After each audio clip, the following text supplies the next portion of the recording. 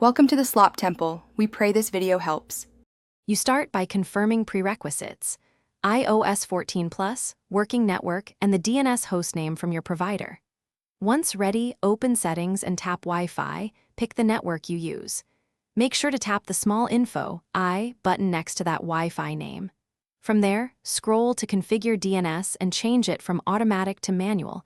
This is the first actionable change because it allows you to add a specific DNS entry instead of using the router's defaults.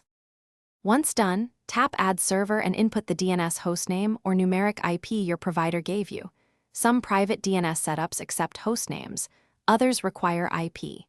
Make sure to remove any existing server entries so queries go only to the new resolver.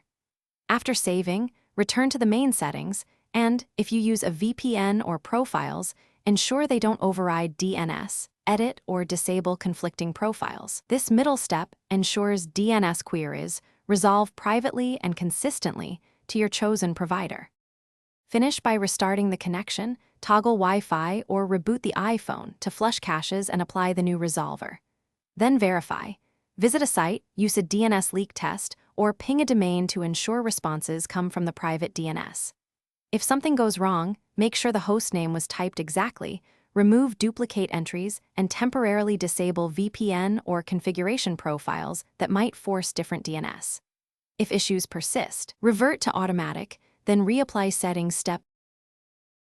Thanks for watching. Consider subscribing if we helped you.